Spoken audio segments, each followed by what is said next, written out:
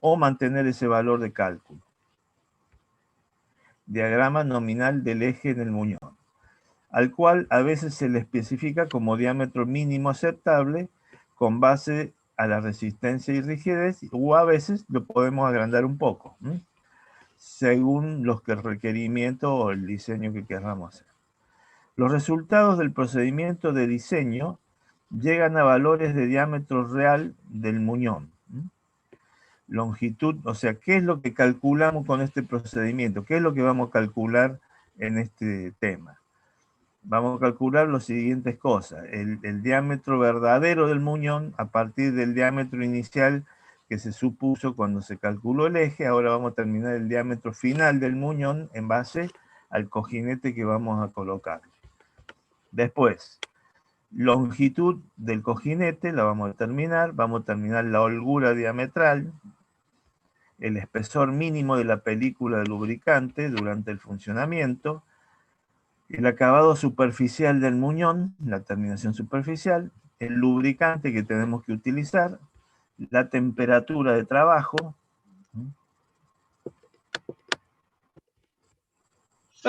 Profe, Sí. disculpe que lo interrumpa.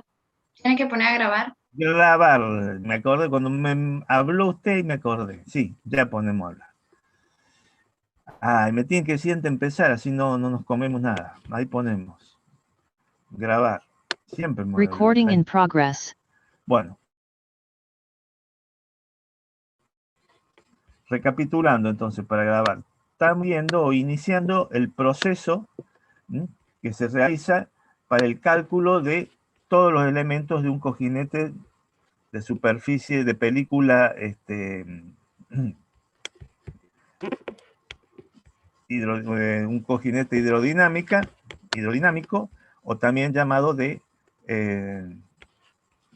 cojinete plano, o también llamado, como veíamos ayer, siempre me olvido cómo le llaman, el otro nombre, que es el cojinete de capa completa. Se llama de capa completa porque alrededor del muñón se genera una capa de aceite completamente que separa a todo el muñón del cojinete. Cuando se logra eso, establecer una capa mínima alrededor de todo el muñón del eje, se dice que estamos con un cojinete lubricado hidrodinámicamente, en el cual la capa generada mantiene separado a los metales o a las partes sólidas, es decir, al eje del cojinete. La característica es que la presión que se genera en el lubricante, como vimos, ¿se acuerda? Se genera por la presión misma que se genera al girar el eje respecto del cojinete. Eso genera una presión en el lubricante suficiente como para mantenerlo aislado al cojinete del muñón o del eje. Esa presión es la que se genera en forma hidrodinámica, es decir, debido al movimiento de rotación del muñón del eje. Bueno. Veamos los pasos. También habíamos dicho de las cosas que vamos a calcular: la temperatura de trabajo, el coeficiente de fricción, el par torsional de fricción y la potencia disipada debido a la fricción. Todos estos son los aspectos o elementos de cálculo que vamos a necesitar determinar en este procedimiento. Entonces, punto 1. Vemos cómo se arranca. Entonces, y se especifica un valor tentativo para el diámetro D del muñón y por lo tanto su valor interno es la mitad que el radio. Supongamos que nosotros ya hemos dimensionado, hemos calculado el eje, entonces conocemos las secciones mínimas de cada una de las partes del eje y por lo tanto del muñón. Entonces, partimos de un diámetro que puede ser ese valor mínimo o le podemos dar un poquito más. Nunca un poquito menos, porque diámetros que calculamos con von Mises, que fue lo que vimos en el primer parcial, son diámetros mínimos, que nos aseguran que por resistencia y rigidez va a aguantar ese eje. Entonces, podemos partir en el muñón del diámetro calculado, que es el valor mínimo, o podemos, a partir de ahí, considerar un valor de diámetro un poco más grande. Lo mismo, digamos, el diámetro de I2, que es el radio. Dice, especifique una presión nominal de operación, en general, entre 200 y 500 psi. 200 psi son 1,4 megapascales, o bien 14 kilos sobre centímetro cuadrado, o bar, que es casi lo mismo. Y 500 psi equivale a 3,4 megapascales, o bien 34 bar o kilos por centímetro cuadrado. Bueno, vamos a utilizar esta formulita que vimos ayer, que donde la presión que se genera sobre el fluido entre el cojinete y el muñón del eje va a ser igual a la carga que actúa sobre el eje, la fuerza que actúa sobre el apoyo, dividido la sección del cojinete, la sección proyectada, si la viéramos de arriba, es el diámetro del cojinete por su longitud. Ese valor, que puede ser vista de arriba, parece un cuadrado o un rectángulo, depende del valor de L y de D. Entonces, uno hace la carga dividido esa superficie proyectada, nos da la presión que actúa sobre el fluido del cojinete. Dice, de ahí podemos despejar L, que es la longitud del cojinete. Bueno, si conociéramos los otros elementos, bueno, de esa misma fórmula tendríamos eso. Dice, una vez que conocemos la relación entre L y D, que es la longitud y el diámetro del cojinete, dice, sería preferible redefinir esa relación para que tenga un valor adecuado entre 0,25 y 1,25 y 1,50, perdón, son los valores entre los cuales se recomienda que sea la relación entre longitud y diámetro. Para poder utilizar las tablas gráficas, nosotros a los fines prácticos directamente vamos a utilizar relaciones de longitud dividido diámetro igual a 1. Así utilizamos directamente las curvas para ese valor que existen para todos los pasos que necesitamos hacer.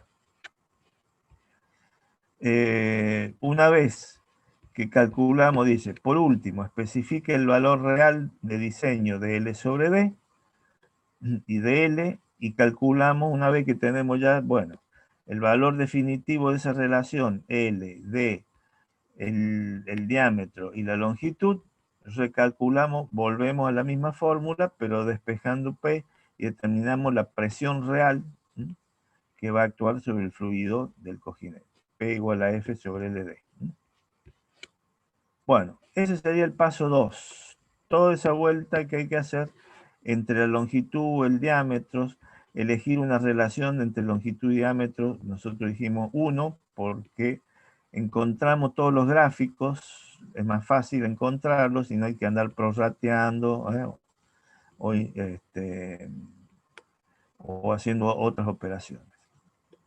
Bien. Bueno. 3 dice, de acuerdo con la figura 16.3, especifique la holgura diametral CSUD con base en los valores de D y N. A continuación, calcule la holgura radial, que es la mitad de la anterior, y la relación entre el radio y la holgura radial. Bueno, ¿qué es la holgura diametral? ¿Alguien se acuerda? Y la holgura radial. ¿Qué son esos elementos? Mientras busco el gráfico.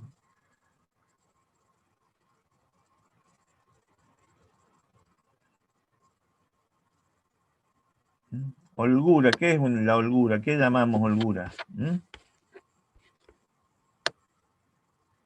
era la separación que había entre Sí, bien, entre el espesor entre el muñón y exacto. no me acuerdo del otro? y la parte interna del cojinete. Y decir, la holgura es ese juego que tiene, que es necesario para que ahí intervenga el lubricante. Si no hubiera juego, no entraría el lubricante, no podríamos lograr la capa hidrodinámica, digamos, la lubricación hidrodinámica. Bueno, acá tenemos el gráfico que hacía referencia al libro 16.3, holgura diametral mínima recomendada para cojinetes, de acuerdo con el diámetro del muñón y la velocidad de giro. En efecto, si ustedes se fijan, tienen acá en ordenada, dice revoluciones por minuto, velocidad en revoluciones por minuto, velocidad de rotación del eje. Acá tiene radianes por segundo, en la otra forma que le pueden dar la velocidad de rotación. Acá abajo el diámetro del muñón, si está dado en milímetro o si está dado en pulgada. Acá, entonces, este es en milímetro o este en pulgada. Supongamos que esté dado en milímetros. Supongamos que tenemos, a ver, 700 revoluciones es la velocidad de giro del eje nominal, la velocidad con que va a estar girando una vez que empiece a trabajar esa máquina, y el diámetro del muñón sea 75 milímetros. Entonces, 75 y 700 RPM se cortan acá en esta curva donde dice 0,003. Esto si tuviera dado en pulgada, o bien 75 micrones en el sistema internacional. Esa sería la HD, o sea, holgura diametral, que es lo que dice acá, holgura diametral CFD mínima, recomendada. O sea, menos que eso no recomiendan porque la cantidad de lubricante que va a entrar no va a alcanzar a generar la presión que pueda levantarlo el muñón y mantenerlo, digamos, mantener esa capa en forma permanente mientras gira el muñón. Bien.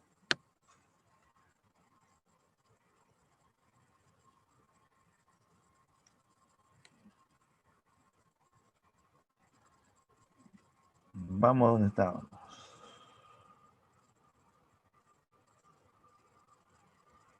Habíamos empezado acá. Seguimos aquí.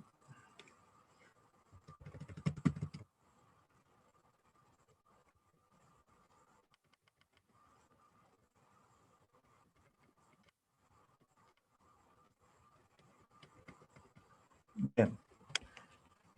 O sea, el punto 3 es el que acabamos de ver. En la figura 16.3 dice, determinamos la holgura diametral en base a qué cosa? A los valores del diámetro en abscisa, que pueden estar en pulgada o en milímetros, y a los valores de la velocidad de rotación en revoluciones por minuto, radianes por segundo.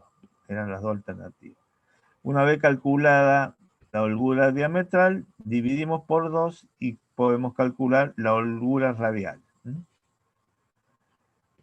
La holgura radial, que puede ser micropulgada o micrones, si está en el sistema internacional. La relación determinamos una vez que calculamos C sub R, es decir, la holgura radial. R es el radio dividido la holgura radial. Ese valor, esa relación, nos sirve para ingresar a otros gráficos, por lo tanto, por eso, ya que la ha determinado C sub R acá, determina esta relación, que es el radio dividido la holgura radial. Y lo deja ahí, después ya lo vamos a utilizar para ingresar a algún gráfico esa relación.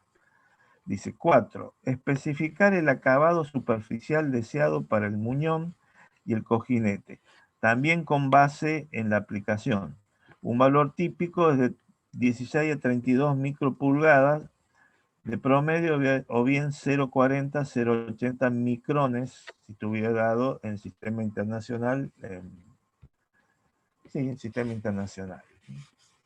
Bueno, nosotros a los fines de los problemas que vamos a ver, vamos a utilizar, digamos, terminaciones dentro de estos valores, 0,4, 0,8 micrones como acabado superficial, que es un muy buen acabado superficial, equivale a un rectificado. Es decir, si se acuerdan, cuando graficábamos con distintos triangulitos para ver la calidad de la terminación superficial, veíamos cuando no hay nada, es en bruto.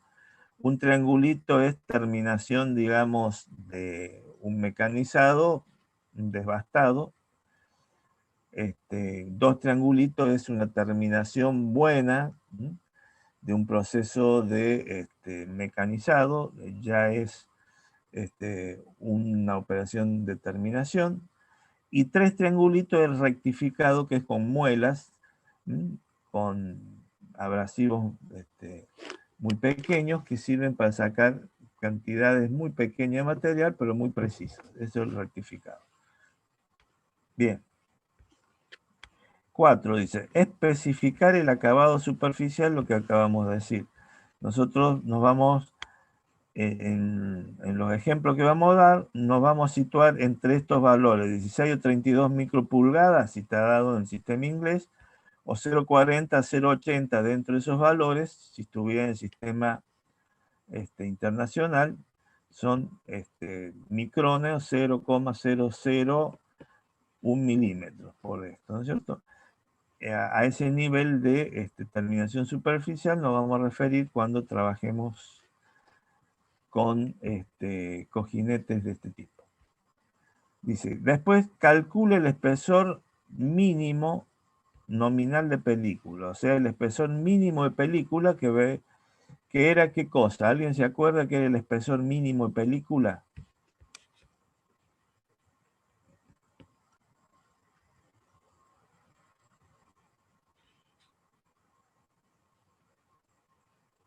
Nadie. ¿Qué era el espesor mínimo de película? La palabra lo dice. Lo buscamos si quieren. El El espesor espesor que iba a tener la película de aceite. Sí, señor. Ya lo vemos. A ver si se les graba. Eso es. No es ni más ni menos que lo que acaban de decir.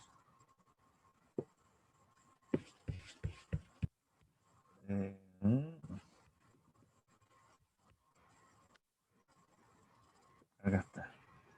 Si se fijan acá, el tercero de los dibujos, esto es cuando se genera la lubricación hidrodinámica, que es cuando logra, por la velocidad que adquiere el muñón, logra, digamos, generar una presión en el lubricante entre el muñón y el cojinete, una presión suficiente para mantenerlo subido, es decir, aislado el muñón del cojinete. Esta es la lubricación hidrodinámica. Y siempre es casi imposible que, digamos, el vuelo, es decir, la distancia entre el muñón y el cojinete sea constante. Siempre, por un tema de gravedad, las fuerzas siempre están dirigidas hacia abajo, por lo tanto, la zona más crítica siempre va a ser la inferior, donde el vuelgo, es decir, la distancia entre el muñón y el cojinete va a ser mínima. Esa distancia mínima del lubricante es lo que se llama película mínima de lubricante o de lubricación, que es lo que definimos espesor mínimo de película empíricamente con esta expresión. H0 le llamamos el espesor mínimo de película igual a 0,00025 veces el diámetro.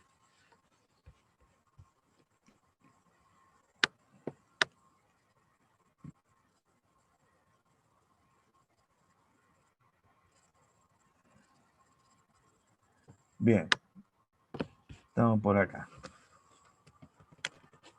Luego de determinar el espesor mínimo de película, se determina la relación entre el espesor mínimo de película y CR, que era la holgura radial, CR, la holgura radial. Esto se le llama relación de espesor de película. Esta relación se le llama relación de espesor de película.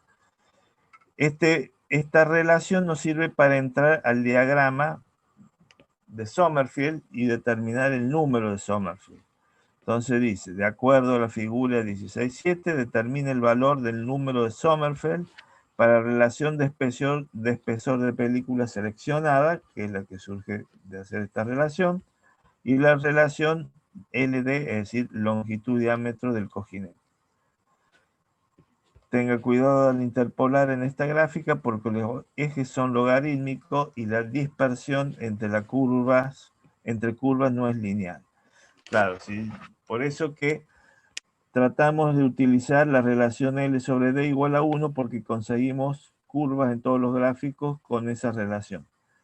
Si tuviéramos L sobre D igual a 1,3, no tenemos una curva exacta de ese valor y tenemos que interpolar entre las dos más próximas.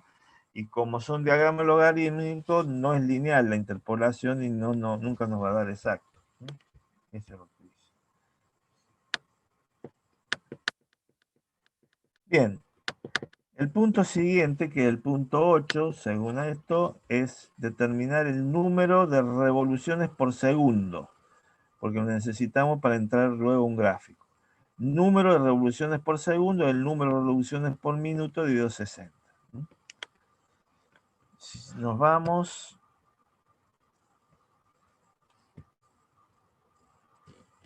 a esto acá, que era lo que vimos recién, nos faltó terminar esto. Esta relación entre H0 y C sub 0 es lo que llamábamos variable de espesor de película y es la relación entre el espesor mínimo y el huelgo radial. Esa relación, que es un número, que se llama variable del espesor de película, lo colocamos acá en ordenada. Variable del espesor de película, en un número, 0, 1, 2, 3, 4, etc. Y después tenemos las distintas curvas con las distintas relaciones entre longitud y diámetro del cojinete. Dijimos, si nosotros vamos a trabajar o vamos a seleccionar un cojinete cuya relación entre la longitud y el diámetro sea 1, entonces vamos a utilizar esta curva. Al utilizar esta curva, ¿qué buscamos? Buscamos la variable de espesor de película, H0 sobre C sub R, supongamos que sea, no sé, 0,8, esa relación. Entonces, con 0,8 vamos y cortamos la curva L sobre D igual a 1, que dijimos que es el valor que le íbamos a dar a la relación longitud-diámetro del cojinete. Corta esa curva aquí, bajamos y nos da 0,7 aproximadamente, 0,70, 0,7, va a ser el número Sommerfeld, que es un número, también es adimensional.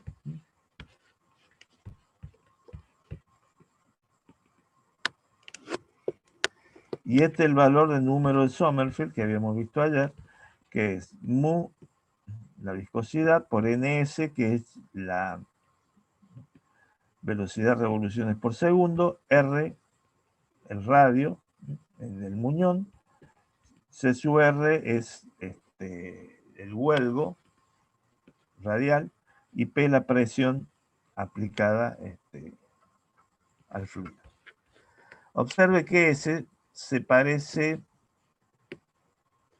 al parámetro del cojinete descrito en la sección anterior para un cojinete mixto o un cojinete donde no tenemos esa capa permanente que deseamos, como en este caso, que se mantenga entre muñón y cojinete.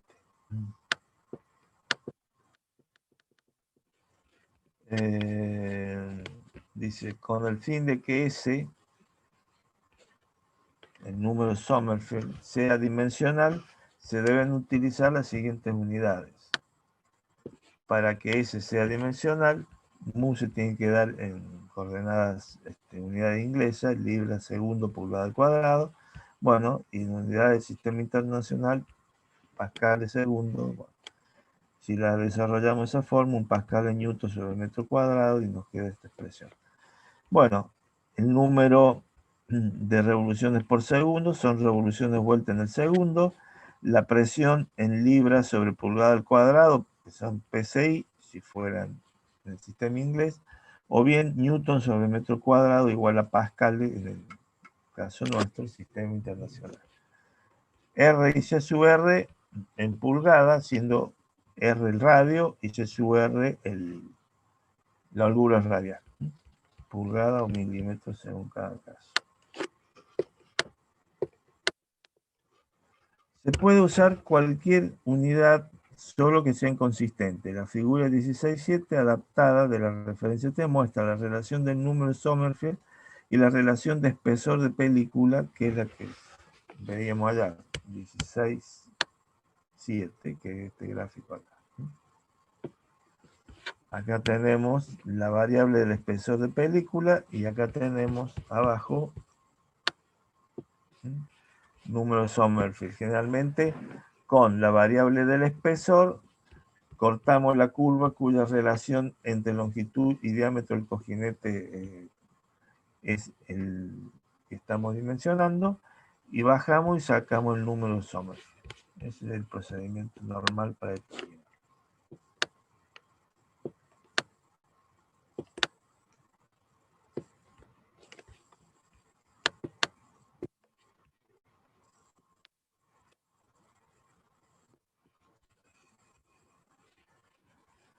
Bueno, el paso 7, que estamos por acá, de acuerdo con la figura 16.7, que es la que acabamos de ver, determina el valor del número de Sommerfeld para la relación de espesor de película seleccionada y la relación L sobre D. Tenga cuidado al interpolar en esta gráfica, porque los ejes son logarítmicos, es lo que habíamos dicho recién. Punto 8, calcule la velocidad de giro en S, es decir, la velocidad en revoluciones por segundo, que surge de hacer la velocidad de revoluciones por minuto dividido 60, lo cual es lógico, revoluciones por segundo.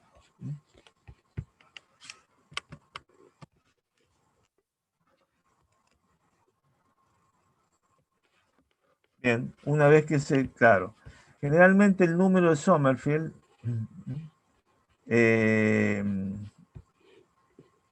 lo podemos determinar de otra manera. Entonces, lo que generalmente se utiliza, la fórmula esta de S, que es número de Sommerfeld, en realidad se despeja la viscosidad dinámica, que nos cuesta mucho más, a no ser que lo pudiéramos medir. Entonces, indirectamente calculamos la viscosidad mínima en función de estas otras variables. Fundamentalmente por eso, para determinar este valor, que es muy importante, utilizamos o recurrimos a Sommerfeld. Punto 10. Especifica una temperatura máxima aceptable en el lubricante, la cual es en general 160 grados Fahrenheit, lo que equivale aproximadamente a 70 o 71 casi grados centígrados. Seleccione un lubricante de la figura 16.6 que tenga al menos la viscosidad requerida a la temperatura de operación. Si el lubricante seleccionado tiene viscosidad mayor que la calculada en el paso 9, o sea, el paso anterior, recalcule el número de Sommerfeld para el nuevo valor de viscosidad. El valor resultante del espesor mínimo de película será algo mayor que el de diseño, lo cual en general es preferible, que el espesor sea un poco mayor. Consulte otra vez la figura 16.7 para determinar el nuevo valor del espesor mínimo de película si se desea. Bien, ya lo vamos a ver con un problema todo esto. Paso 11. Nos faltó ver cómo determinamos el lubricante lo determinamos con alguno de estos dos gráficos que vamos a ver ahora. Estos acá. Ahí está. Son equivalentes, solo que uno está en el de la izquierda está en grados centígrados y en unidades métricas. Entonces la viscosidad dinámica está en micropascales. Segundo. Este otro gráfico, la temperatura está en grados Fahrenheit y la viscosidad dinámica está en Rhein, que sería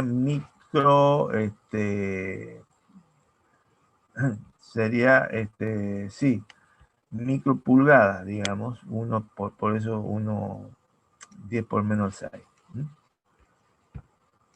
Entonces, supongamos el métrico. ¿Cómo se entra? Se entra con la temperatura máxima que nosotros diseñamos que exista en el lubricante dentro del cojinete. Supongamos 70 grados. Acá. Y cortamos con la viscosidad dinámica que se prevé para ese elemento, trabajando, es decir, girando a la velocidad de rotación dada. Entonces, para 70 grados, supongamos, una viscosidad, no sé, de 0,3, acá estamos cerca, tendríamos un aceite W40 que es recomendado. Si en cambio tenemos los 70 grados, pero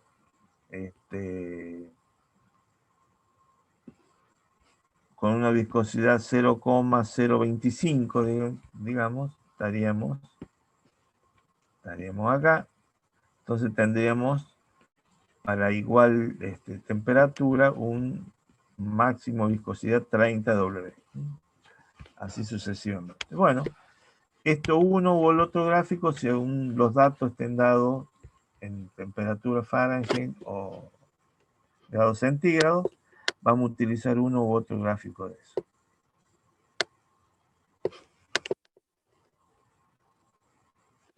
Bien.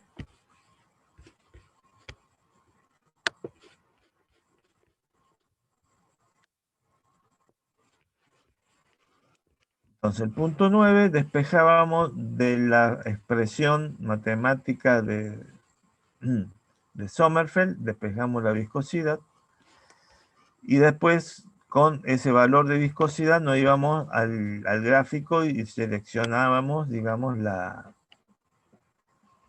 entramos con la viscosidad, ¿no es cierto? Y la temperatura en grados centígrados o en grados Fahrenheit, y determinábamos la viscosidad del fluido. En norma SAE, entonces tenemos 30 W, 20 W, etcétera, que es una de las formas como se comercializan estos lubricantes. Bien, en la figura 16.8 obtenga la variable de coeficiente de fricción. Bueno, el próximo paso necesitamos determinar por qué una de las cosas que nos falta determinar es el coeficiente de fricción existente en ese cojinete y que va a servir para determinar la potencia de pérdida de potencia debido al cojinete. Entonces, nos vamos, dice, a la figura 16.8,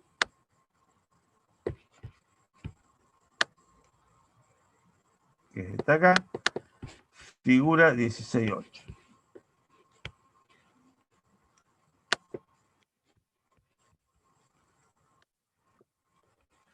Entonces, acá en abscissa tenemos el número de Sommerfeld. Después las curvas son curvas con distinta relación entre longitud y diámetro del cojinete. Dijimos, nosotros vamos a trabajar con L sobre D igual a 1. Sería esto. Y a su vez tenemos variable de coeficiente de fricción en función del número de Sommerfeld. Entonces, supongamos que entremos con el número de Sommerfeld, por decir algo, 0,2, hasta la curva L sobre D igual a 1. Estamos acá. De acá salimos y nos da 4,8, casi 5. Esa va a ser la variable de fricción. ¿Qué hacemos luego? ¿Para qué hacemos eso? Para lo siguiente.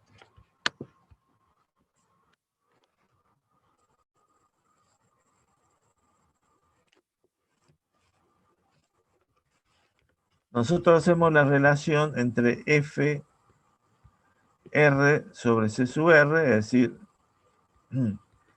F va a ser igual a esta relación. F por R, F por paréntesis R sobre C sub R es lo que acabamos de ver. Y de determinar de tabla. Y también R sobre C sub R es un valor que calculamos al principio del análisis, porque tenemos dichos factores. Relacionando ambas cosas, o simplificando esto con esto, o sea, todo lo que está dentro de los paréntesis, nos queda F nomás, que va a ser el coeficiente de fricción a tener en cuenta en los próximos cálculos. Dice, punto 13, calcule el par torsional de fricción, calcule el par torsional de fricción, T sub F, el par torsional de fricción, el producto del coeficiente de fricción por la carga F es la fuerza de fricción en la superficie del muñón. Entonces, la fuerza F por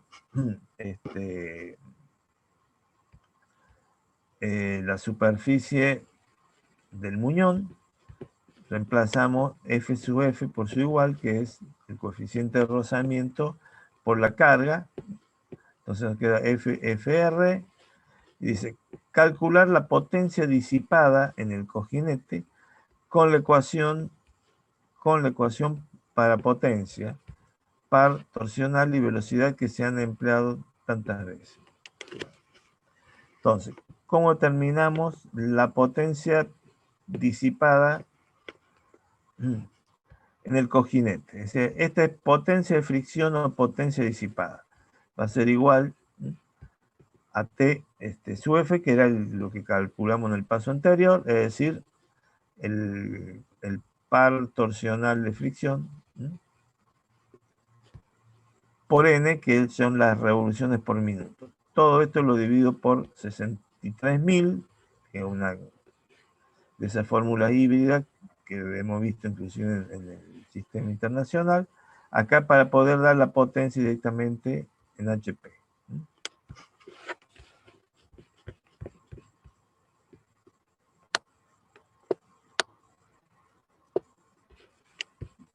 Bien.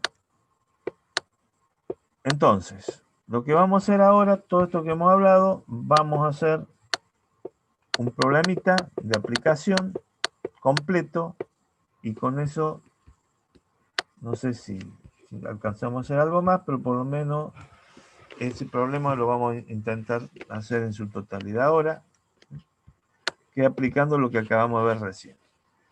Bien, ¿alguna pregunta hasta acá? Así hacemos el problema, aplicamos todo lo que hemos visto. Vamos bien, profesor. Bien. Profe, el último punto fue el cálculo de potencia, ¿no? Sí. ¿Qué potencia? Potencia que se pierde por rozamiento. Esa no es una potencia que nosotros vamos a utilizar para hacer trabajar la máquina. Esa es potencia perdida por rozamiento, digamos, dentro del cojinete. Entonces dice, calcule la potencia disipada en el cojinete, que es esa ahí. Es la potencia disipada por rozamiento, igual al torque por N, el número de revoluciones, sobre 63.000, que es una constante, esto en HP. Bien.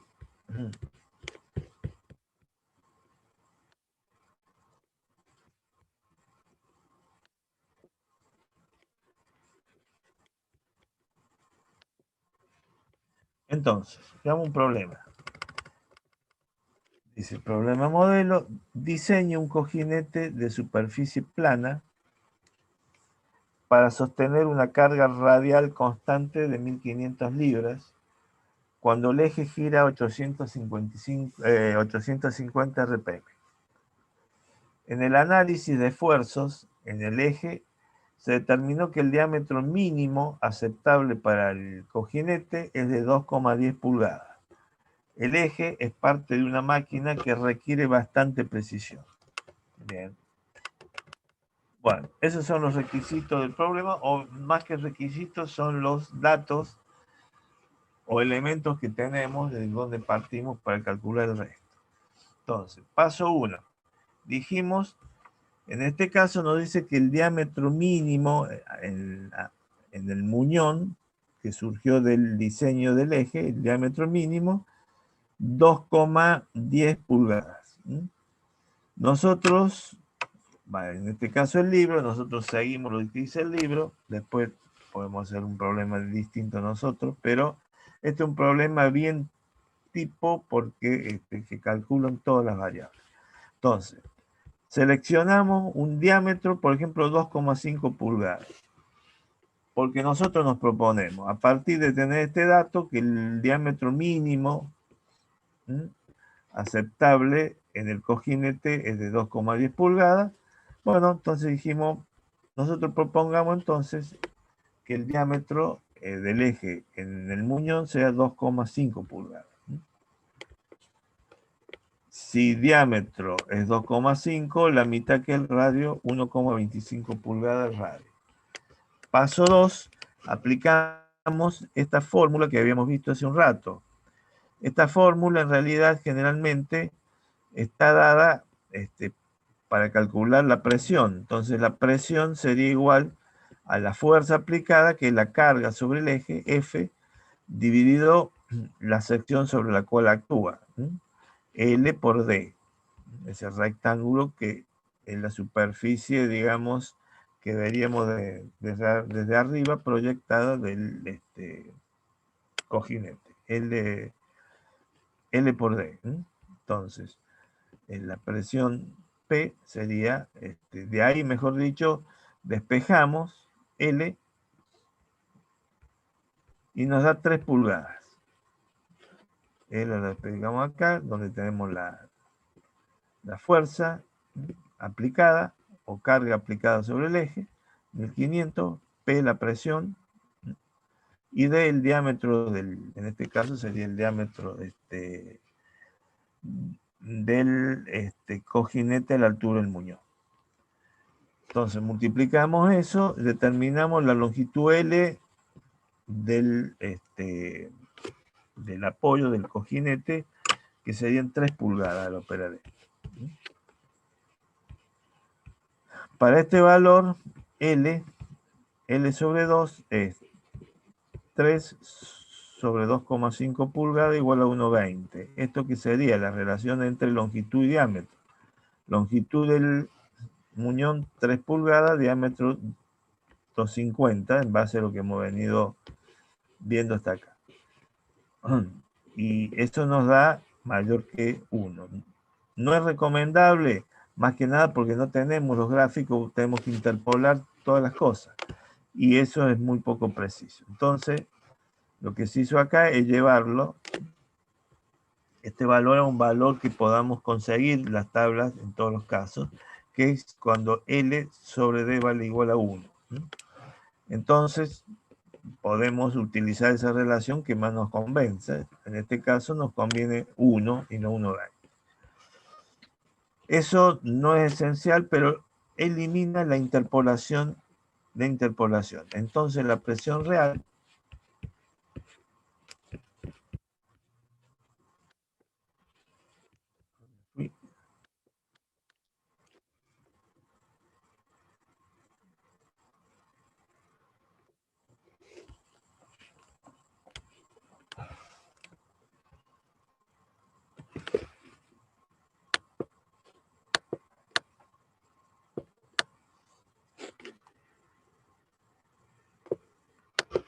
estamos acá, este es el problema, habíamos llegado hasta aquí. Entonces, la presión real dice, hicimos L sobre D y nos dio 1,20. cual no se puede interpolar. Entonces, lo que se hizo fue lo que hizo, en este caso, es lo siguiente.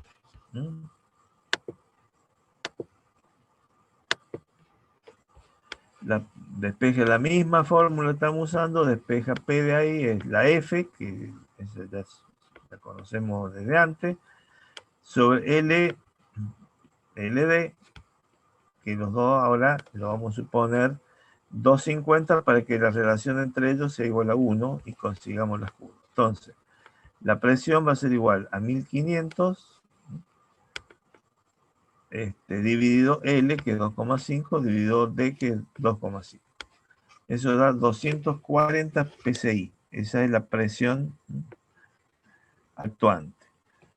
Es una presión aceptable, dice. Tendríamos que tener, digamos, una referencia para decir si es aceptable o no. Paso 3, de acuerdo con la figura 16.3, que es la figura que veíamos antes, se sube que el huelgo diametral era 0,003, que es lo que habíamos determinado en el gráfico, es adecuado como holgura diametral, con base en el diámetro 2,5 pulgadas, N 850 RPM, y C sub R, que es el huelgo radial, igual al huelgo diametral dividido 2. Saca esta relación, R sobre C sub R, el radio sobre C sub R, que era, habíamos dicho, el huelgo radial. Bueno, reemplazamos R, que es dato, 1,25, porque supusimos que 2,50 era el diámetro en el muñón. La mitad es el radio, 1,25.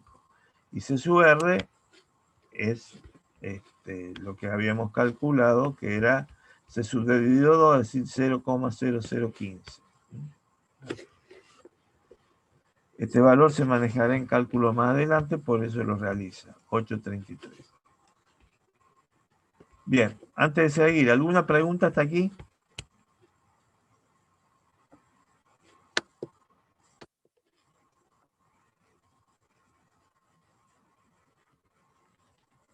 No, profe, por mi parte no. Bueno, seguimos entonces. Paso 4. Para la precisión esperada de esta máquina, para la precisión, recuerden que acá no es como el caso del embrague. Acá las dos superficies de los elementos que trabajan, sea el cojinete o sea el muñón, tienen que estar lo mejor terminado posible. Mientras menos rugosidad tienen, mejor van a trabajar, menos temperatura va a generar, y menos rozamiento. Entonces, lo que se busca es que tenga una buena terminación, tanto el cojinete como el muñón. En este caso dice, para la precisión esperada, que era lo que nos decía el enunciado de esta máquina, use un acabado superficial de 16 a 32 micropulgadas, el cual requiere un muñón rectificado. Bueno, esas son las características de calidad que se le exigen a la terminación superficial. Paso 5, espesor mínimo de película. Habíamos visto el espesor mínimo de película, lo definíamos con esta fórmula, H0 igual a 0,00025 del diámetro, reemplazando valores ahí, nos da 0,0006 pulgadas aproximadamente. El paso 7, el paso 6, variable del espesor de película. Este era otro de los factores que se definen, digamos, este capítulo, que el autor a los fines de hacer más, trabajar con menos cosas, lo analiza. En este caso es la variable del espesor de película, la relación entre el la película, el valor, digamos, mínimo de la película, y C sub R, que es la holgura radial. Entonces esa relación le da 0,40. Paso 7 de la figura 16.7, que es cómo determinamos el número de Sommerfeld para H0 sobre C sub R, 0,40, y L sobre D igual a 1. Se puede ver S igual a 0,13. Veamos. H sobre R lo habíamos calculado acá, 0,40. Este 0,40 lo necesitamos ahora para trabajar con el gráfico que ya nos dijo. Y la relación L sobre D igual a 1. Con esos datos,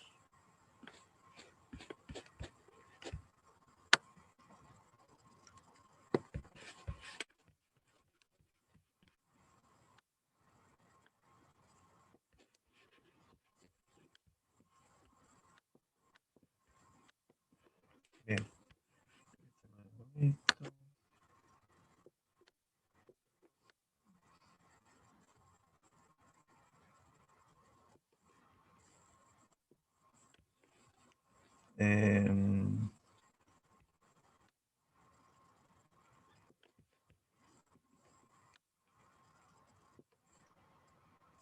Bien, habíamos visto cómo determinamos. Pero antes vamos, estoy saltando 1 o 2 pasos. Habíamos determinado esto acá. H0 sobre C sub R nos dio 0,40. Nos vamos a la figura 16.7, y con este valor de H0 sobre C sub R, 0,40, y L sobre D1, determinamos el valor de Sommerfeld. Veamos si es cierto.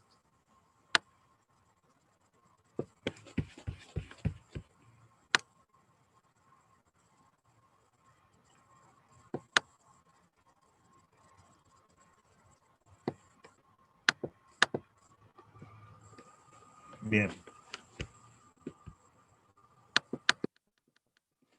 Esta relación, ¿cuánto era? 0,4. Y LD igual a 1.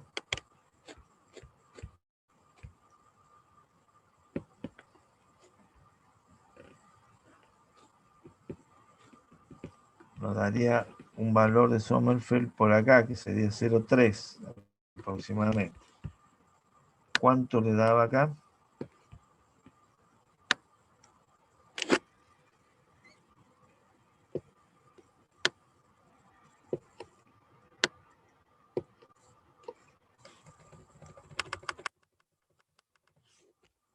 $0,13. A ver.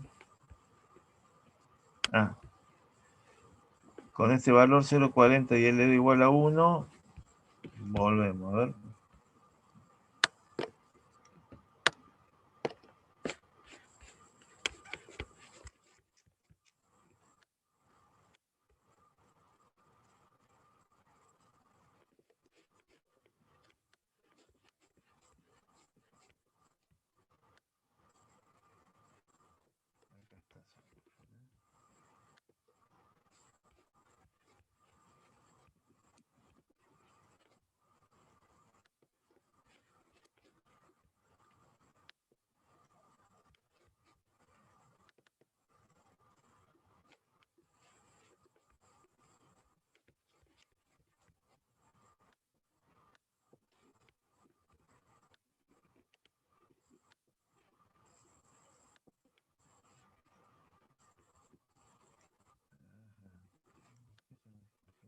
¿Eh?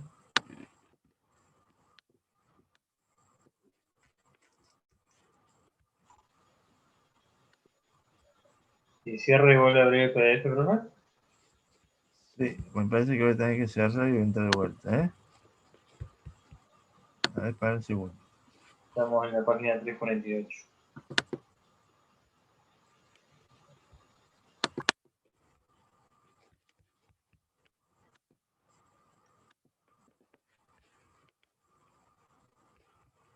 $3,48.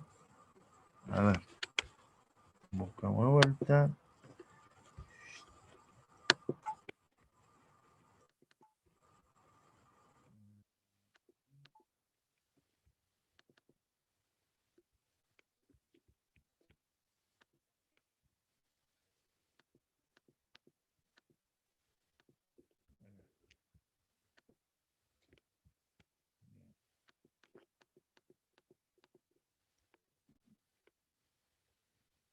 Vamos, ¿no?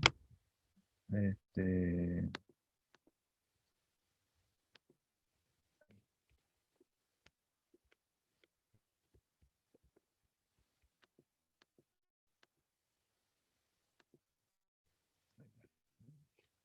entonces, entramos con el valor 0,4, que era la relación entre H0 y C sub R, 0,4 acá, y LD igual a 1, es decir, venimos acá, hasta acá, bajamos, y nos da 0,13 le da a ellos, sí, que más o menos está acá. ¿Mm? Este es 0,10, este es 0,20, 0,13. Lo que pasa es que como es logarítmico esto, no... Pero por ahí está bien, por ahí sería. ¿Mm?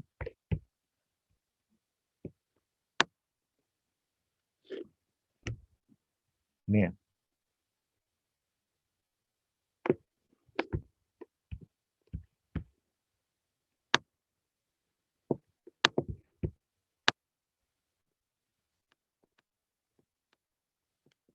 Vamos acá, entonces, con esta relación 0,40 y L sobre D igual a 1, determinado en el gráfico 16,7 recién, el número de Sommerfeld 0,13. ¿Mm? La velocidad de rotación es datos, son 850 de revoluciones por minuto. Si lo necesito llevar a revoluciones por segundo, lo divido por 60 y me da 14,2 revoluciones por segundo. Ese dato lo coloco en el número de Sommerfeld, que es esto acá, despejo la viscosidad dinámica de ahí, y me va a quedar el número de Sommerfeld por la presión, número de Sommerfeld 0,13, la presión 240. ¿Qué más? Que habíamos terminado al principio, es el número de revoluciones por segundo, lo acabamos de terminar acá, 14,2. Y la relación entre R y C sub R era 8,33, que lo habíamos terminado anteriormente por acá arriba, ¿no? Acá. R, que es el radio, dividido el vuelvo radial, 8,33. ¿No? Entonces, venimos acá, reemplazamos ese valor y nos da la viscosidad. La viscosidad en este caso, 3,17 por 10 a la menos 6 Rain. Entonces, con ese valor de viscosidad, nos vamos a la figura 16,6 y determinamos el tipo de aceite más conveniente para esta aplicación. Entonces,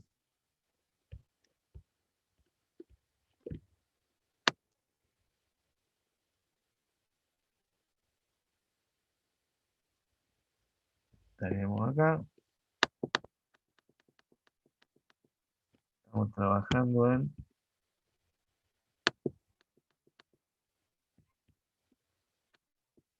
temperatura, viscosidad, eran 3,17 creo, ¿sí? Por 10 a la menos 6, que esto acá, 3, por aquí, 17, y temperatura 160 grados Fahrenheit. Entonces vamos por acá,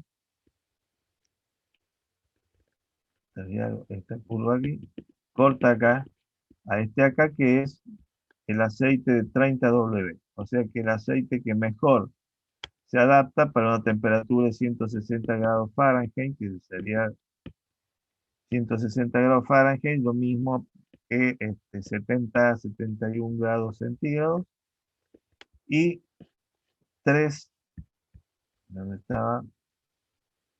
Acá, 3,17 grados por ahí, por 10 a la menos 6,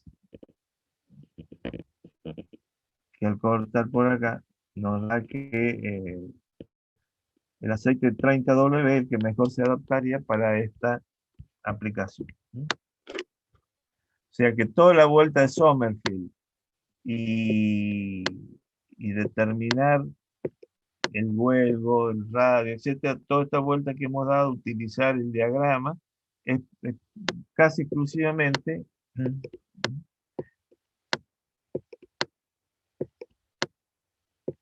para determinar qué tipo de aceite es más conveniente para esta aplicación. Bien. Eh, una vez que tenemos el número de Sommerfeld, teníamos 0,135, el número de Sommerfeld, bueno.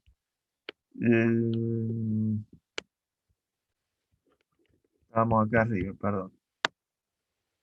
Vamos acá, habíamos terminado la viscosidad. Con la viscosidad nos íbamos al gráfico de recién, al 16.6, determinábamos el aceite más conveniente, en este caso el 630, y nos vamos ahora al paso 11. Para la viscosidad real, el número de Sommerfeld sería.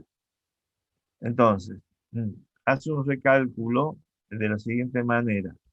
Este valor de acá, de la viscosidad, es el que nos da, pero el gráfico, el valor que obtenemos, lo que pasa es que hilamos muy fino, nosotros no vamos a fino, vamos, el más próximo a este era este. Acá directamente dice, como este es un poquito mayor al valor calculado, coloca este en la fórmula, en la misma fórmula de antes, y recalcula ese. En vez de darle 0,13, le va a dar 0,135. Lo afina un poquito más, yendo a la misma fórmula con los valores que obtuvimos. El paso 12 relaciona, nos vamos a la figura 16.8, este valor de acá, F, R, CR, lo vamos a sacar del gráfico, para el número de Sommerfeld, este acá, y L sobre D igual a 1. Entonces, vamos a ver si es cierto. Vamos a buscar este, del gráfico 16.8, que es este acá. En este gráfico, entramos con Sommerfeld, que era 0,135. Vamos por acá, y corta a la curva de 1, que es la segunda.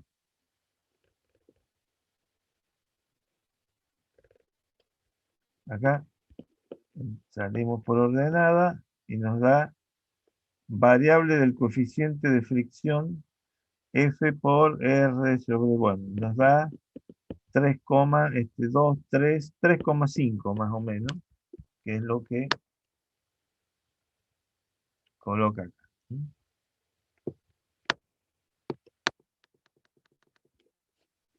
Esto acá, que es lo que veíamos en el gráfico, 3,5, que es el coeficiente, el producto, el coeficiente de fricción por la relación entre el radio y el vuelvo radial.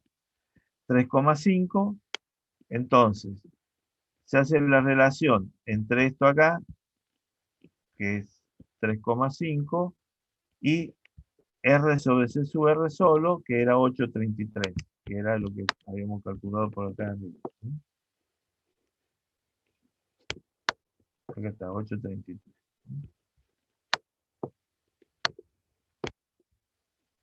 Esa relación da 0,0042. No es más que el coeficiente de fricción, del cojinete que se ha generado de esta manera. Lo tenemos que sacar en forma indirecta, el coeficiente de rozamiento, y lo hemos sacado así, a partir de Sommerfeld y de hacer todo este análisis, llegamos a este coeficiente de rozamiento, que es la relación de 3,5, que es esto acá, dividido 833, que era esto acá. Y nos da 0,0042. Si multiplicamos el 0,0042 por la carga que actúa sobre el eje, que era 1500, por R, que es 1,25, Al hacer toda esta operación nos da 7,88 libras-pie. Y la potencia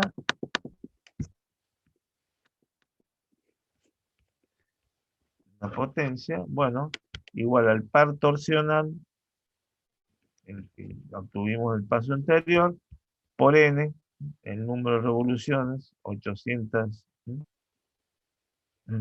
850, dividido 63.000. Y eso da 0,106 HP. Esa es la potencia que se pierde por rozamiento en el cojinete. O sea que del motor le estamos sacando, le estamos perdiendo 0,106 HP por rozamiento entre las partes. Y eso que hay una lubricación hidrodinámica. Si fuera la otra que directamente el rozamiento sólido-sólido sería mucho más importante.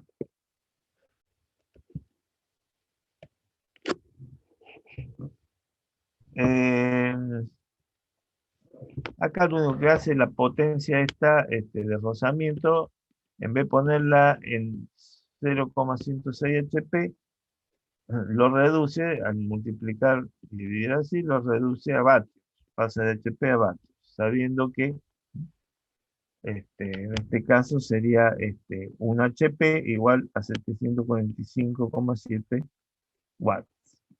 De esa relación saca que la potencia de rozamiento acá del cojinete, 79 vatios. Bueno, de eso serían 270 BTU. No me interesa tanto en este momento. Bien. ¿Qué les parece hacemos ¿alguna pregunta sobre el problemita este? Hemos diseñado, si se fijan, el diámetro, la longitud, hemos sacado el coeficiente de rozamiento, la temperatura de trabajo, hemos sacado el par torsor, la potencia de pérdida, hemos sacado huelgo, la película, el espesor mínimo de película, el tipo de lubricante que deberíamos utilizar. Todos esos elementos los hemos sacado, lo que equivale a diseñar el cojinete. ¿Alguna pregunta sobre esto?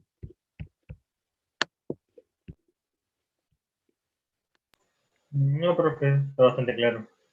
Este problemito, tómenlo, anótenlo o márquenlo. Es un problema típico de cálculo que si sale algo de cálculo de coeficiente de cojinete de lubricación hidrodinámica, va a ser un problemita más o menos así. Si sale problema. Si no, salen preguntas, pueden salir preguntas teóricas. En qué se basa o cómo se genera la lubricación hidrodinámica, entre qué presiones normalmente se trabaja, etcétera, etcétera. ¿Qué es lo que hemos estado viendo? ¿Qué es qué es el espesor mínimo de lubricación? ¿Qué es la holgura diametral? Ese tipo de cosas. Bueno, si les parece, nos tomamos 5 minutos y volvemos para ir cerrando el tema de cojinete. Hoy cerramos esto. Así cuando volvamos de las vacaciones iniciamos tema nuevo. Ya no trabajamos más con esto.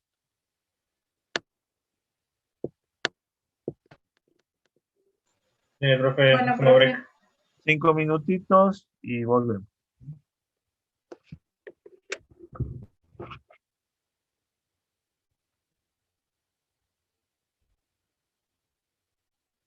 Seguimos, profe. Bueno, profe. Gracias por el aguante. Ahí vamos. Bueno, acá dice consideraciones prácticas para cojinetes de superficie plana. Esto algunas consideraciones. Es decir, ¿por qué se llaman cojinetes de superficie plana? Porque en realidad es como una lámina plana que gira, digamos, que envuelve al muñón, es decir, al muñón del eje a su alrededor. Si nosotros abrimos esa lámina, en realidad es una lámina, por un lado, sería, digamos, el desarrollo, y por el diámetro, y por otro lado, la longitud.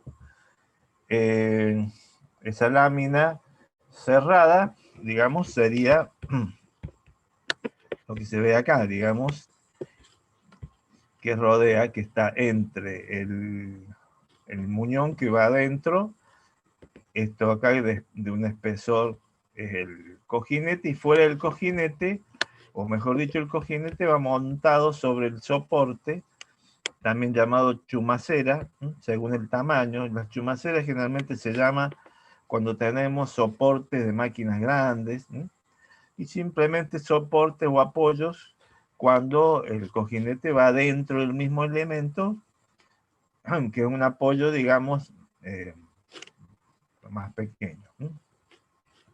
Si se fijan, habíamos visto los materiales que se utilizaban para los cojinetes, generalmente de un buen coeficiente de fricción, bronce, babit, aluminio, generalmente los bronces, el silicio se utilizan mucho porque tienen mucha resistencia a la fricción, y también, por ejemplo, ven que acá tiene una serie de canaletas o ramificaciones que generalmente se hacen para lograr que internamente el lubricante se difunda en todo el cojinete entre el muñón y el mismo, para que la distribución del aceite sea la mejor posible, según el diseño el que diseña. Se le dan distintas formas a estas canalizaciones para lograr, digamos, distribuir de la mejor forma el aceite internamente. Otro aspecto interesante de todo esto es que estos elementos tienen que tener la posibilidad de ser lubricados permanentemente, porque dijimos que tienen pérdidas justamente debido a la forma y a cómo trabajan, razón por la cual, para que exista esa capa hidrodinámica, es decir, que separa al muñón del cojinete, es decir, para que esa capa de aceite aguante toda la carga que hay sobre el apoyo, tiene que generarse la presión adecuada, y la presión adecuada se genera a partir de una velocidad mínima de giro o velocidad de régimen. Se genera a una temperatura que no supere la temperatura de trabajo, por ejemplo, la que habíamos puesto nosotros, 160 grados Fahrenheit, podría ser otra, según el lugar de trabajo. Y en función de eso se elige el lubricante. Después, el sistema de filtrado, esto tiene que tener una cierta hermeticidad para que no le entre polvo y otras cosas adentro que van a generar rozamientos o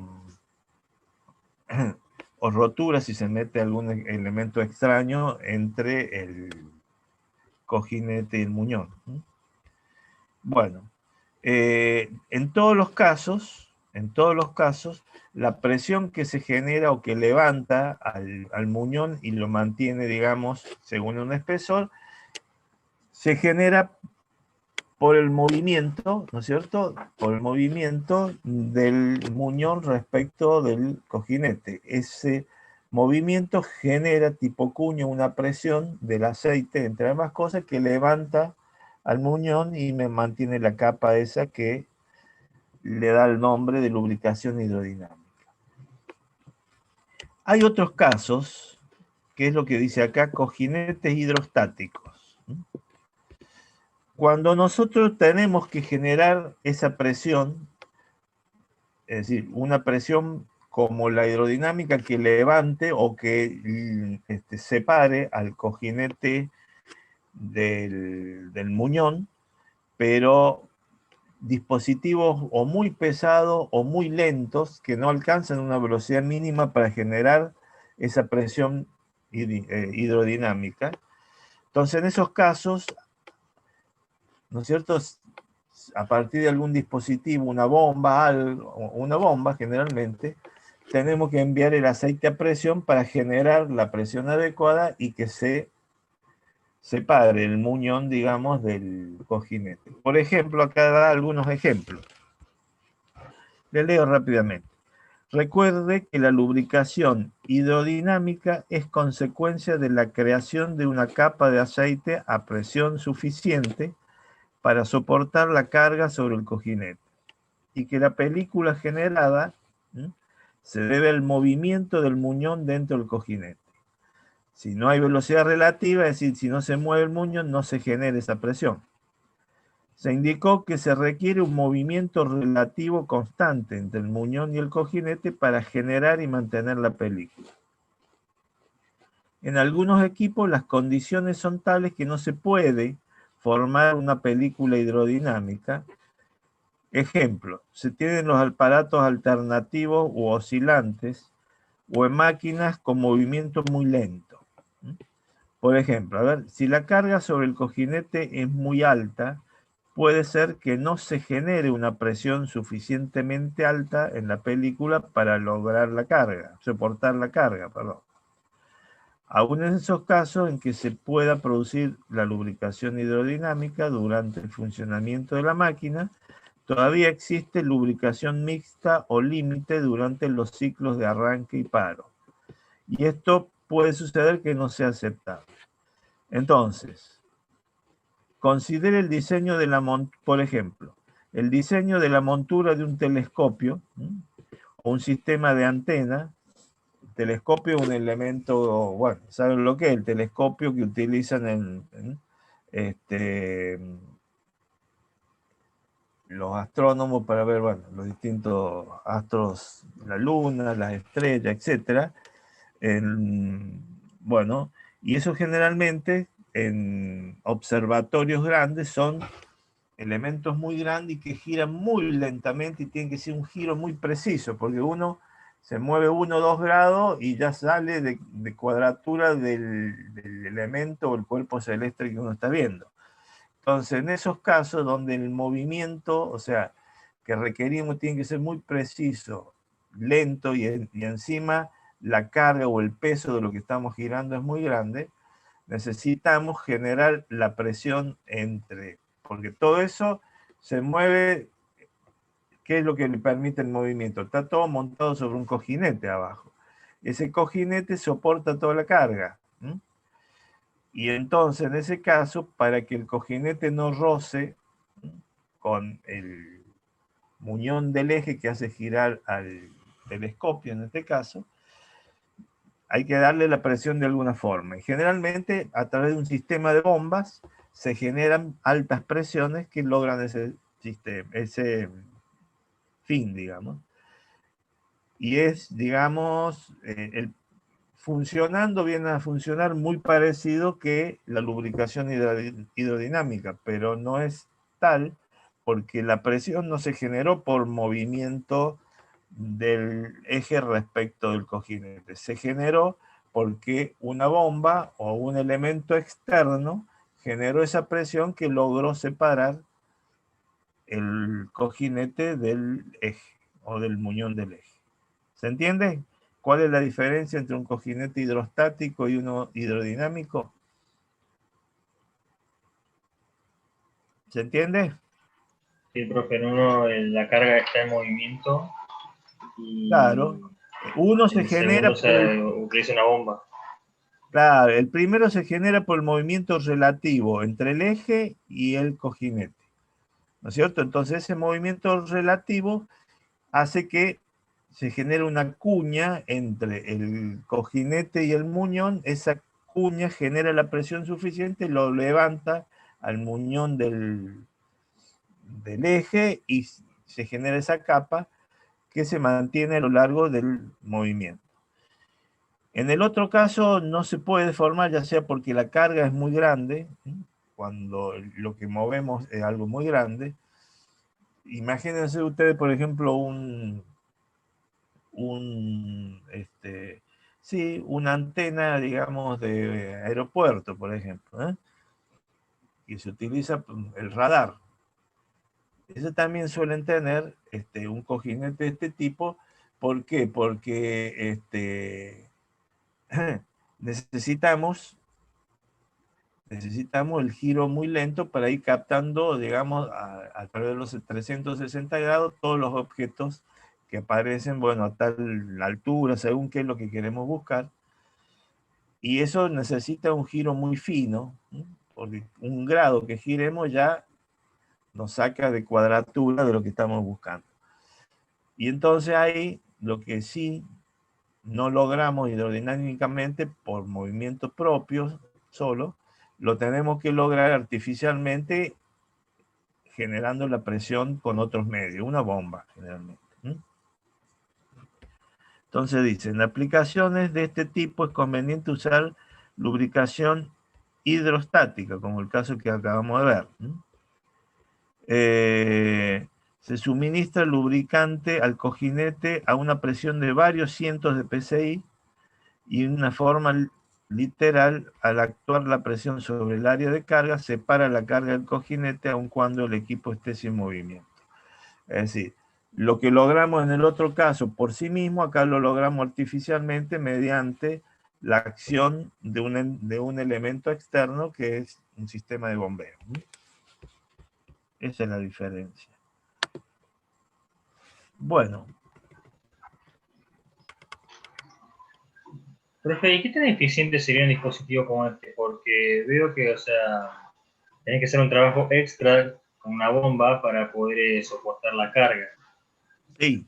O simplemente depende del uso que se le esté dando.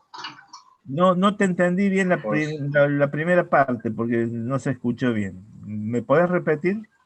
¿qué tan eficiente sería un dispositivo como este de cojinete hidrostático? Porque Sí, veo que hay que darle un trabajo extra con una bomba.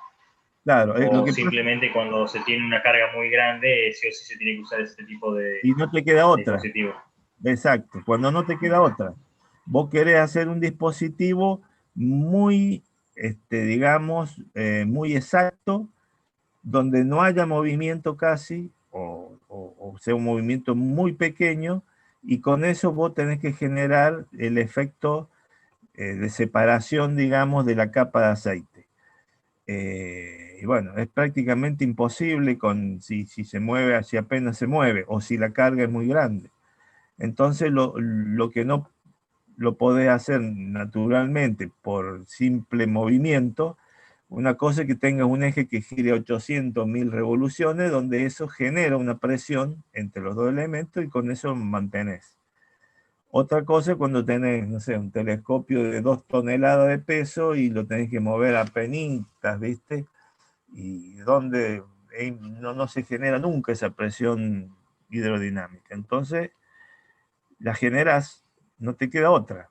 No es que es eficiente, no coincido con vos. El sistema no es eficiente, pero no te queda otra. Para generar lo que vos querés, es decir, un movimiento de rotación muy exacto y muy lento, no te queda otra que generar una presión artificial. En este caso sería externa con una bomba. Y entonces, al separar el cojinete del eje, eso se hace mucho más liviano y lo podés girar, si no sería imposible casi hacerlo girar. ¿Está bien? Sí, profe, clarísimo. Perfecto. Perfecto. Por último, medio como para cerrar este tema, hay un problemita en realidad el análisis es el mismo, solo que en vez de generar la presión en forma natural hidrodinámica, tenés que analizar la presión que se genera y contar con una bomba que te la puede entregar. El resto del cálculo de un cojinete hidrostático es exactamente el mismo que el que vimos de hidrodinámico. Hay un problemita acá que lo hemos salteado porque quería mostrarle, antes de terminar la hora, este otro concepto que nos falta como para cerrar el tema. ¿Qué que es el concepto de tribología. ¿Alguien escuchó alguna vez qué es la tribología?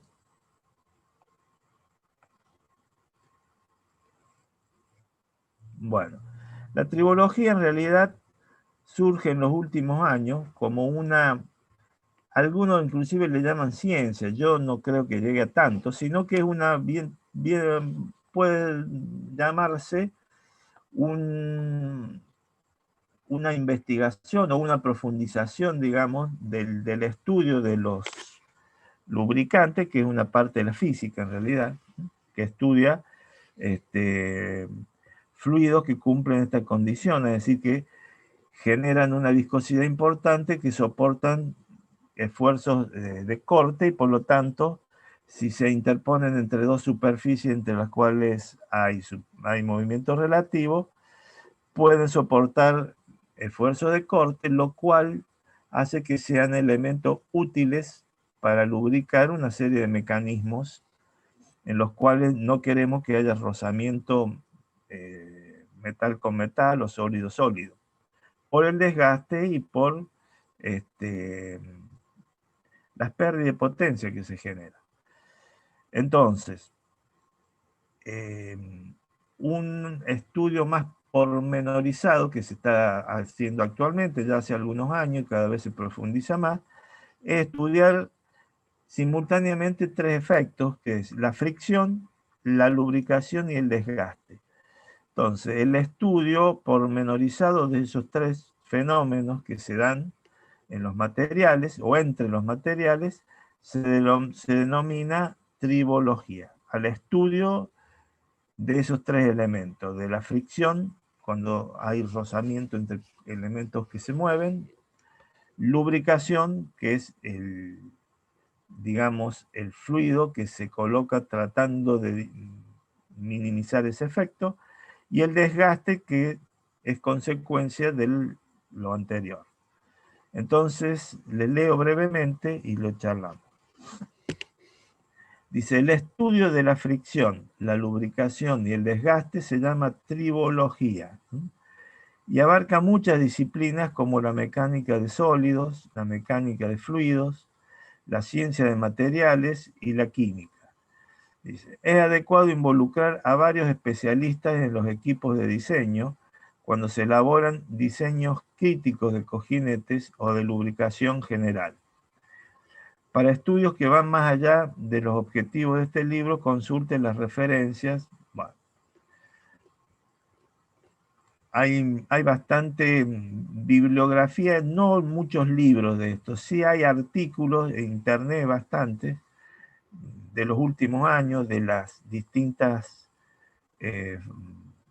fabricantes de lubricantes, generalmente que anuncian las últimas novedades, los últimos descubrimientos. Aparece el desarrollo de la tribología como uno de los aspectos que más se está hablando.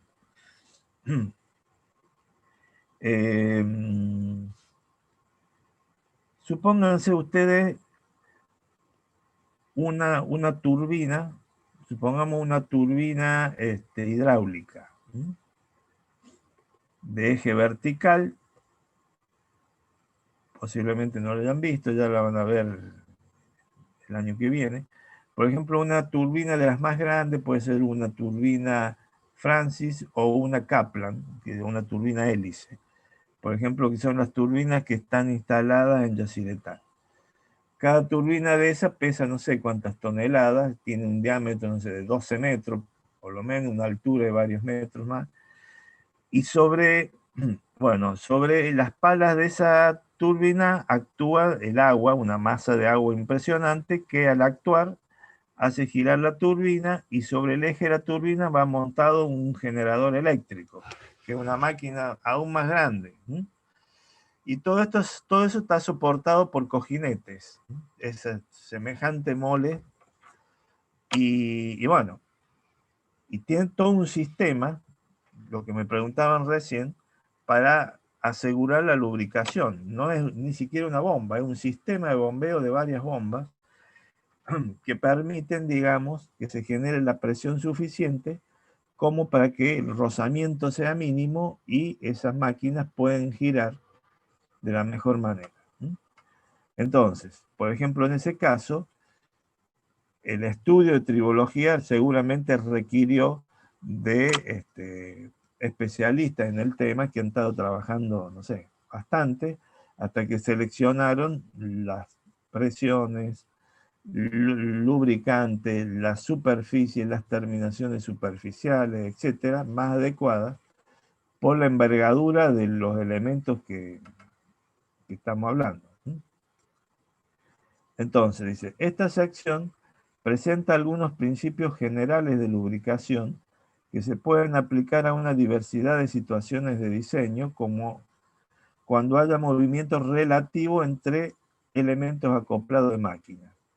Es decir, siempre que haya un movimiento relativo entre dos elementos que están en rozamiento, la lubricación pasa a ser necesaria.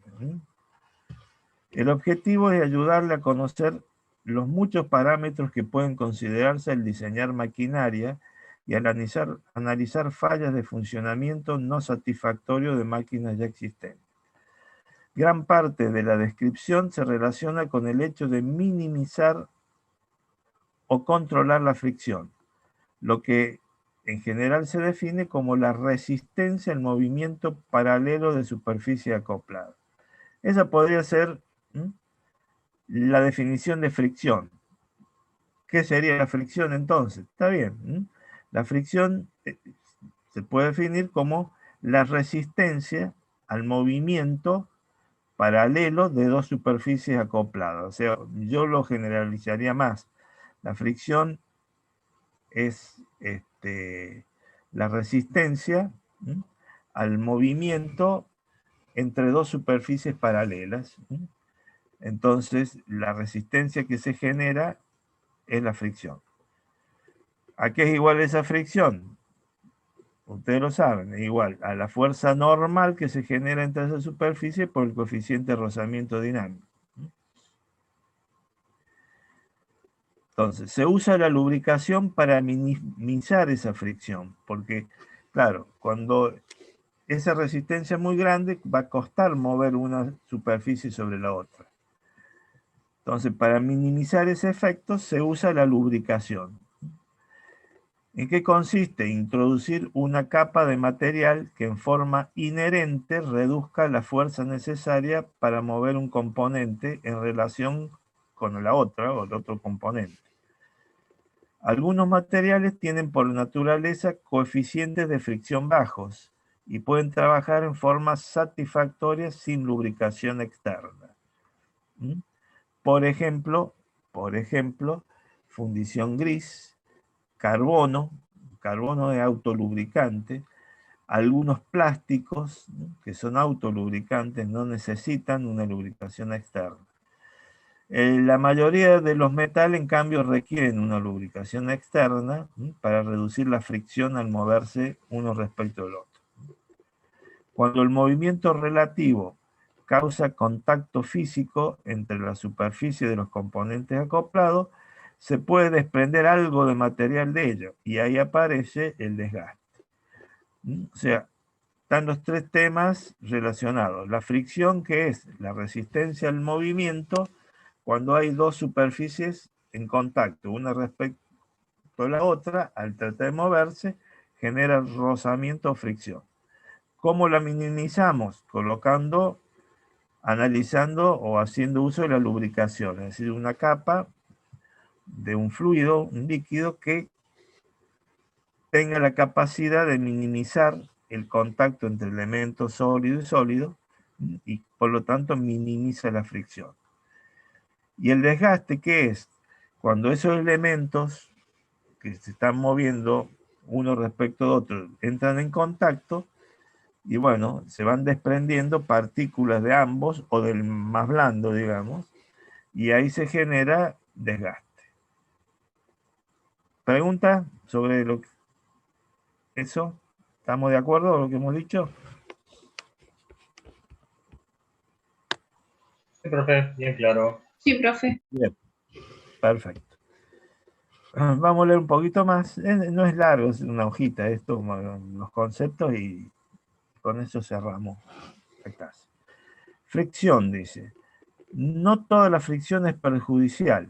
Considera la necesidad de que las ruedas motrices usen la fricción para desarrollar fuerza de propulsión contra pisos, rieles o carretera. Efectivamente. ¿Por qué se produce, pregunta, ¿por qué se produce el movimiento rodadura? ¿Y qué es el movimiento rodadura?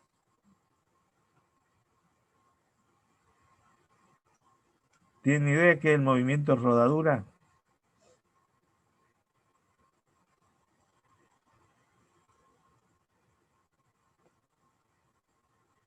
No, profe, yo no.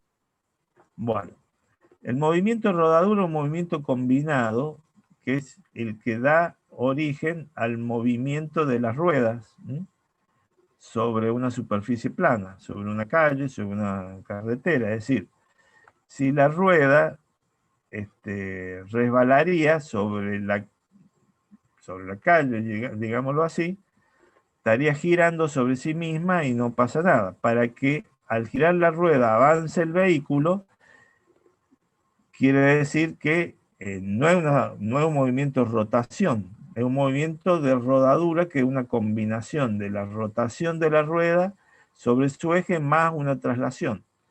Porque en definitiva, cuando gira la rueda, debido al rozamiento que hay entre la rueda y el piso, se desplaza. Si en cambio ese rozamiento fuera mínimo, la rueda gira, patina, digamos, sobre sí misma, gira y no avanza nada el vehículo, ¿eh? O sea que en muchos casos, como ese, es fundamental el rozamiento. Si no existiera el rozamiento entre la rueda y la calle, no tendríamos el movimiento de rodadura, que es el que tanto utilizamos para ir a la facultad, ir a todos lados con el auto, la moto, la bici, lo que sea. O sea que no siempre la fricción es mala. En algunos casos sirve para, digamos, bueno, en este caso con el movimiento de rodadura. Y hay otras aplicaciones más. El rozamiento, cuando vimos frenos, cuando vimos embragues, esos dispositivos funcionan por la fricción que se generan entre los dos elementos en contacto. Si no, no se podría transmitir ni el acoplamiento ni el frenado. Ahora, en los movimientos, cuando hay elementos en contacto, por lo general, sí es un problema, porque genera lo que dice acá: genera fricción, genera desgaste y genera pérdida de potencia por fricción, que generalmente lo hace en forma de energía calórica, ¿no es cierto? Bueno. Dice, no toda la fricción es perjudicial. Considere la necesidad de que las ruedas motrices usen la fricción para desarrollar fuerzas de propulsión contra pisos, rieles o carreteras. Inclusive los rieles, si únicamente giraran las ruedas sobre sí mismo, el tren no avanzaría. Es porque gira y se traslada, hay rodadura.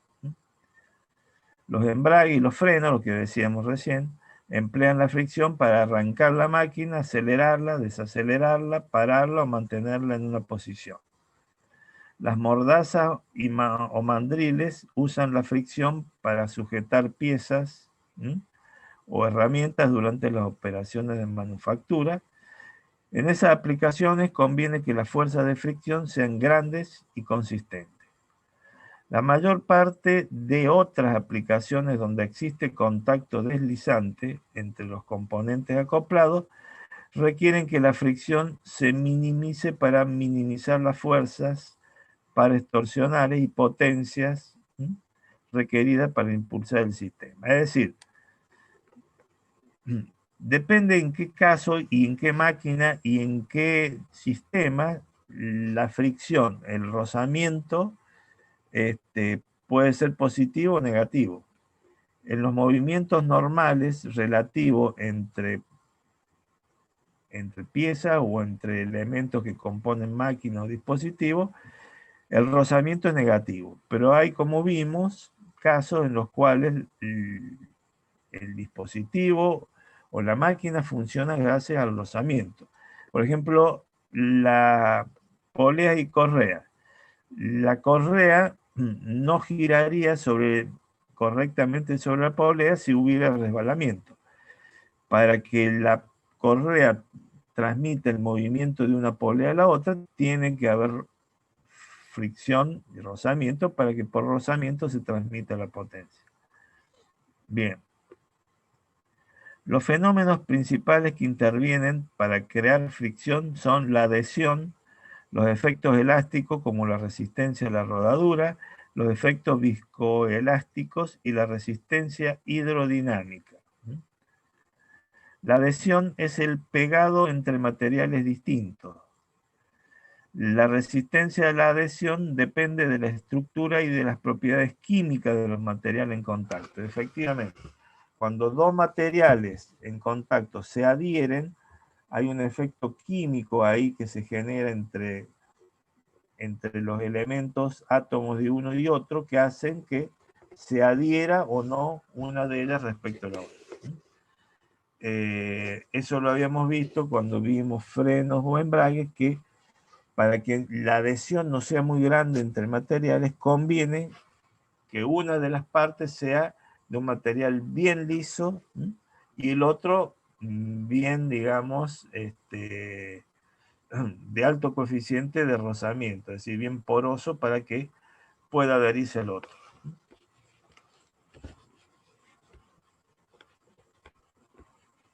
Bien. También contribuyen las características de la superficie, como la altura de los picos y valles máximos de la rugosidad, llamados asperezas.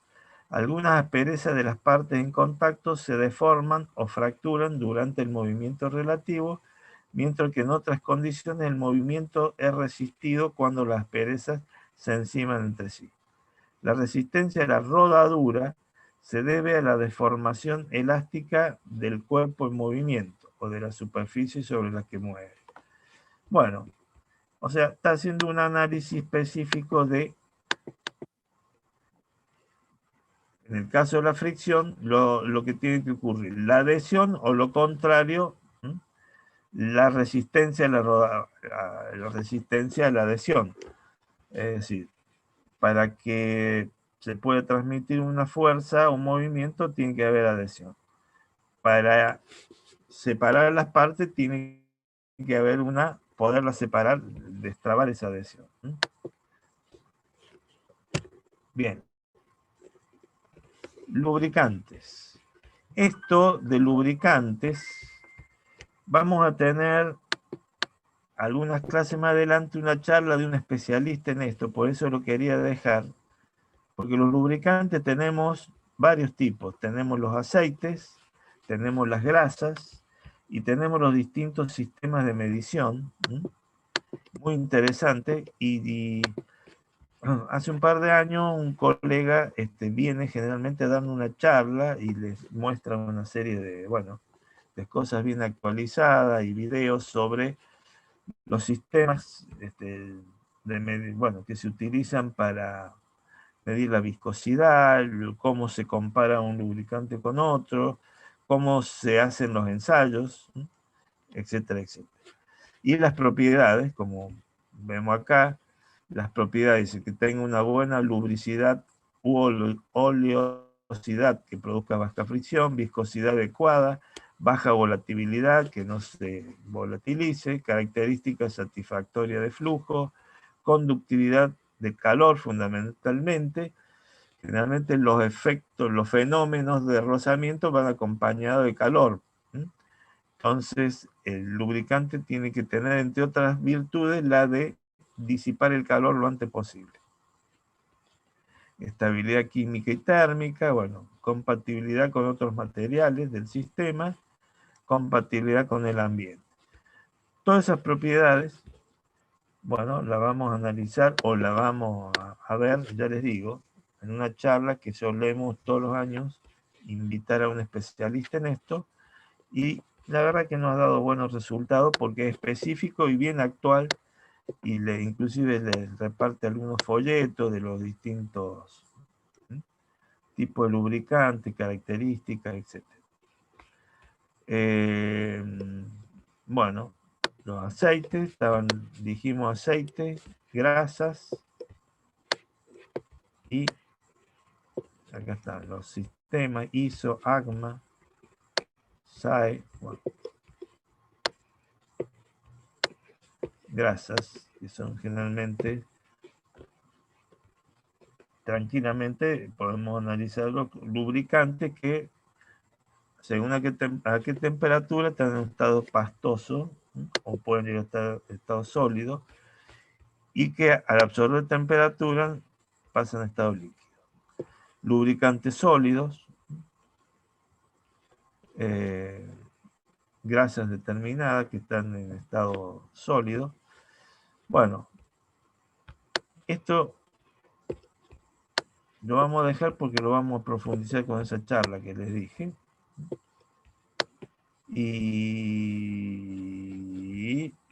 bueno, y el desgaste, que era el otro, o sea, dijimos fricción, lubricación y desgaste. Bueno, el desgaste es la eliminación gradual del material de una superficie deslizante por efecto del rozamiento con otro material.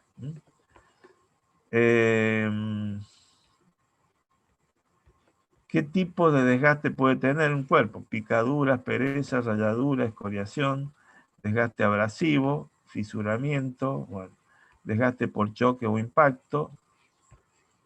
Son los distintos tipos de desgaste que puede asumir o tener, digamos, un determinado cuerpo. Entonces, como conclusión de esto, y esto dijimos, vamos a invitar a una charla a alguien que nos hable sobre tribología de los tres factores, que nos hable de lubricación, tipos de lubricantes, desgaste y fricción. La fricción es el rozamiento que produce desgaste, y para tratar de evitar el desgaste o minimizar el desgaste se hace la lubricación. O sea, los tres fenómenos están ligados entre sí. Y bueno, y vamos a ver esa charla. Yo calculo a mediados de agosto. Antes de fines de agosto damos la charla de lubricación en una clase. Entonces,